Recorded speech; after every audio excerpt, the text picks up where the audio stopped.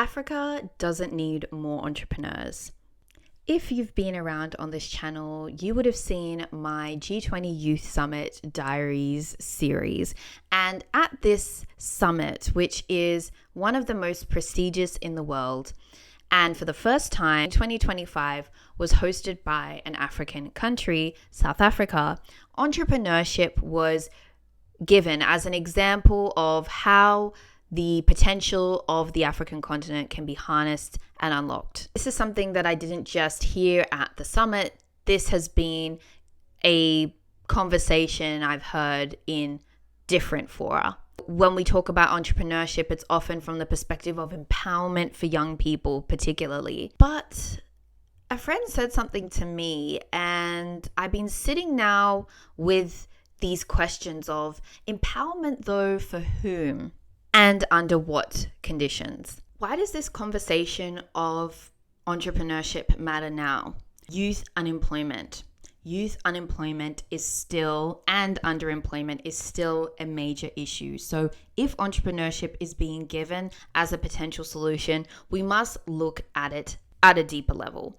Also, the informal markets. There is still a large number of people, including young people, involved in informal labor, which means that they are operating in a circumstance of precarity, of uncertainty, and also of scarcity. You know, I was in Ghana and over the last 2 months, and I was speaking to people who were sharing their employment conditions, including the fact that they were only given a very, very, very short number of days, maybe only even amounting to a week of a holiday in the year. And that is during the Christmas, New Year period. So when they are sick, they have said that they are not getting paid. And in another video, we were looking at the youth unemployment crisis and looking and comparing at different contexts in different countries, like in Scandinavia versus Ghana, for example. And I think some of the biggest differences we're seeing in Africa is the amount of state support for jobs, the amount of investment and funding that is going into those. And then we also need to speak about this right now because political leaders, thought leaders, people who are in senior positions are giving entrepreneurship a great rap, and they are tying entrepreneurship with innovation. So we need to talk about innovation and entrepreneurship right now. In this conversation I had with my friend who was quite upset about the focus that has been had on entrepreneurship as the solution for sub-Saharan Africa, I was thinking about, okay, why have I instinctively defended entrepreneurship in the past and hadn't necessarily thought about it on a deeper level? And I think that what came through from that conversation was that all things are not equal. Entrepreneurship may be a solution for certain people, but we also cannot rely on that to create the large-scale transformation of a place like sub-Saharan Africa alone. Our view of entrepreneurship and our view of young entrepreneurs is very much determined by whether what we're seeing is backed with some other kind of support or context or not. So a lot of the entrepreneurship that is being spoken about in these spaces, we are referencing examples of people who have family support, who are being paid maybe in foreign currencies, who have highly educated backgrounds or can afford upskilling themselves. Diasporic mobility. There has been a mass exodus of people from sub-Saharan Africa into the European societies and into Asian societies, the North American societies, and in Oceania as well. This diasporic mobility has also given them the ability to traverse different contexts in a way that individuals who are not able to leave may not be able to do necessarily. Not that they can't, but in a lot of situations, people are not able to do that. And then also the networks that people have. A lot of public people or these visible entrepreneurs that we're seeing do have high social capital. So social media then collapses these differences, and even then this discourse that we're hearing and these examples that we're being given are giving this idea that anyone can do this, anyone can become an entrepreneur, anyone can take ownership of their future and can create a livelihood from their business. Let's look at the fact that some entrepreneurship is actually by necessity, because looking at the context within Ghana and larger sub-Saharan Africa, the informal employment rates are high. And so people are running businesses, but they're not necessarily in a secure place with that kind of business. So we can give these examples of street vendors, informal traders, and those who are even providing domestic services. These are not failed entrepreneurs, and we need to be very clear about that. But these are people who are being excluded from stable wage labor, which we can all attest to is very important in the future of work for young people. So the characteristics of this entrepreneurship by necessity is that there aren't necessarily any benefits, there aren't necessarily any protections, there isn't necessarily any accumulation or money that is going toward long-term investments for retirement and all of those sorts of emergency situations as well. And then there's this high vulnerability to shocks. Even looking at if any kind of major lockdown happens again and people aren't able to carry on these kinds of informal trading businesses, what happens to them, especially in places where the government isn't going to subsidize alternative work for them or isn't going to actually open up opportunities for them to re-enter in other kind of fields. We can then contrast this with entrepreneurship by choice. This is where we need to talk about inherited businesses, including within places like Ghana, urban hubs where there is a lot of power and resources there, and then also the ability for people to have access to grants, credit, or other fallback options. Risk is only meaningful if it's survivable. And so I personally have been seeing a lot of the discourse online, and also, as we've mentioned, the discourse that's now being adopted by leaders and influential people affecting policies. And that is that we can take these risks because they're being masked as not risks, but as opportunities. But where those risks are not survivable for the people that are taking them, then we really need to be like, hold up, let's really look and see how we can make this work. It's not about it completely being not a solution at all, but we cannot look at this through an unrealistic lens. Where entrepreneurship becomes a policy substitution, we have an issue. When governments say entrepreneurship, or when influential leaders speak of entrepreneurship, when any of us speak about entrepreneurship, what are we actually saying? Because mass entrepreneurship, which is being encouraged, which is leading to the adoption of new initiatives, which are focused on upskilling young people with entrepreneurial skills, giving them access to credit or grants, giving them platforms to pitch their ideas, getting private sector investment in it. We need to really note that without the state capacity to actually facilitate these ideas and allow these ideas to succeed, then we're just actually going to lead to a situation where basic needs are going to become commodified. Because when we look at, for example, I've been spending the past couple of months in Ghana, and one of the things that was a serious issue is the roads. Now, road safety within Africa, I believe, is very, very, very poor, and there are very alarming rates of deaths due to road accidents. And so I was actually on a run, and we were on this particular road where someone had actually constructed themselves the speed humps because they had children, young children, who would play outside the house. And so the person of that family that was responsible for erecting those speed bumps did so out of their own volition because they wanted to keep their children safe. Maybe they did have the skills to do that, and then they wanted to start selling that as a service to other people in the community. Why is it then their responsibility to do that? And that's what the example of that highlights, is that we need there to be a situation where the basic needs, where infrastructure, especially when we look at things like healthcare, are already in place so that the ideas and the businesses that are being encouraged are ones that are actually leading to a flourishment, a better state of efficiency, a better customer experience.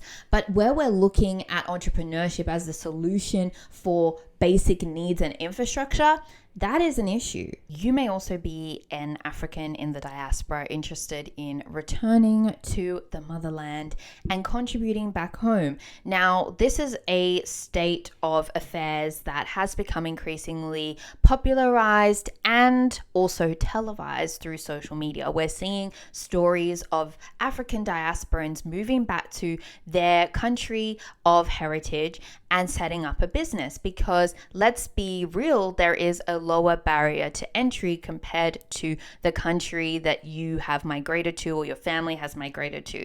And there would be a much bigger lead time perhaps, or there would be a lot more limitations on a lot of these individuals starting those businesses within those diasporic contexts overseas.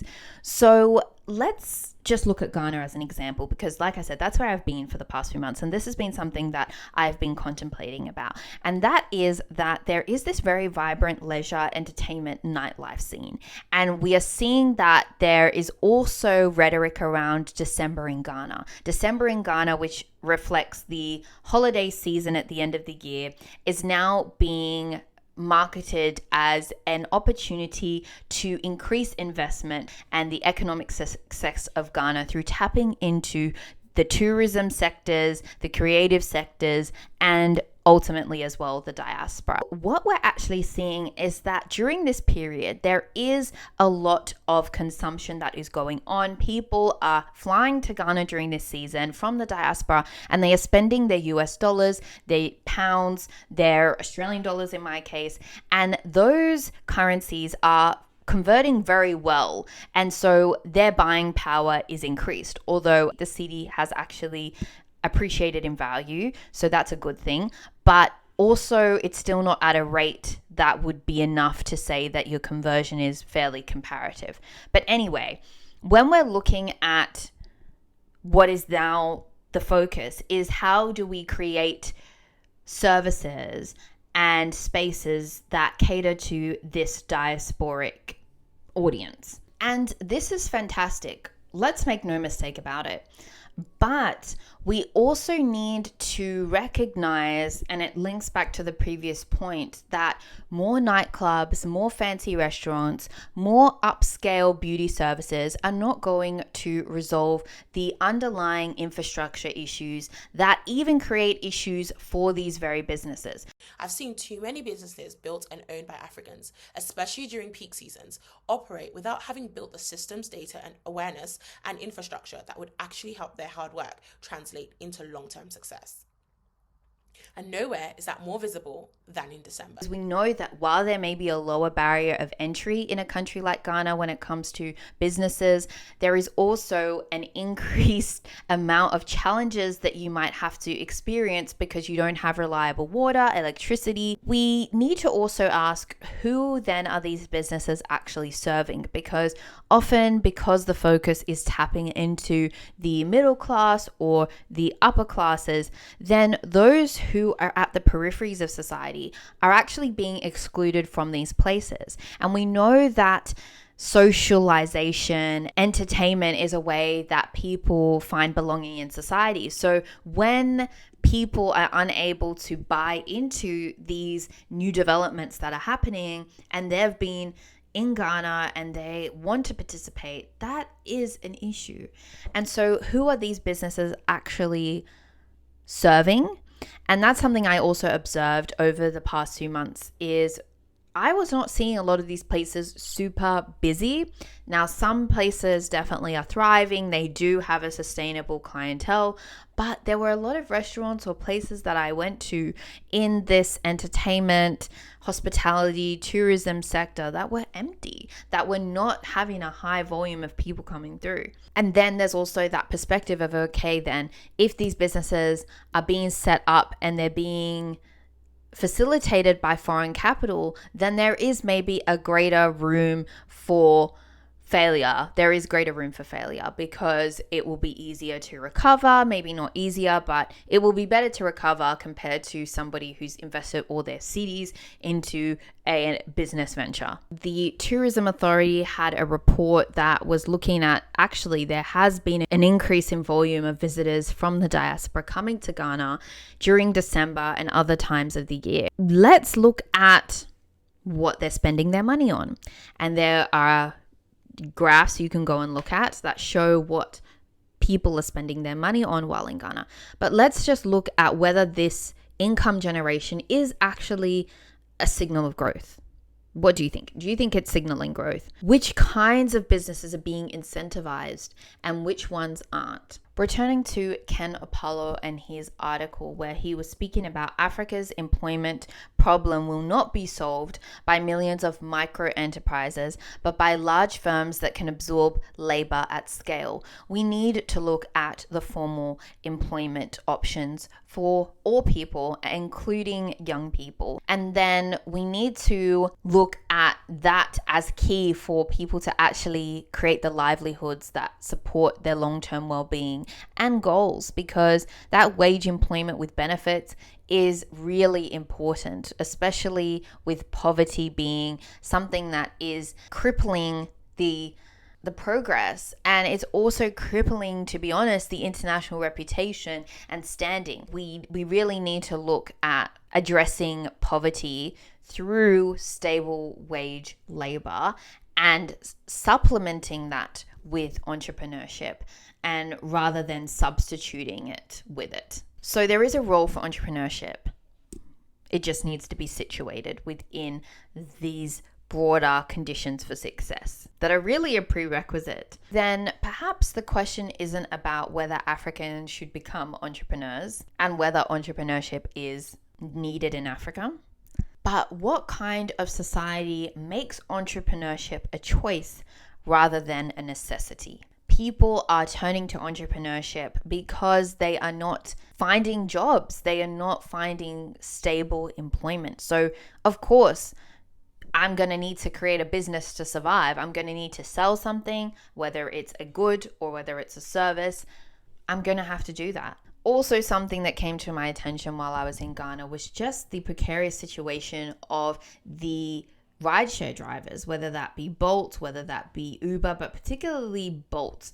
I didn't catch any Yangos, but a Bolt driver was telling me just how extortionist the Bolt company is of these workers, and that they demand so much they take so much out of the fare that the driver ends up with barely enough to make ends meet. And in fact, it sounds like a lot of them are indebted to these companies and they're just stuck in this cycle. And so while it's a form of income, there are some very, very, very harsh realities with being a driver in that context. This is just the beginning of a conversation on this channel that we can keep having. I cannot wait to engage with you in the comments and hear your thoughts about this. Has entrepreneurship been a solution you feel very connected with, that you think can work under certain conditions? Do you think that the entrepreneurship rhetoric is going too far and we're missing some of these more foundational issues? Let's talk about it and let's keep moving forward and contributing positively where we can, because a lot of good is being done and we can just keep driving that forward together. So I'll see you in the next video. Madasipa Yaveshya.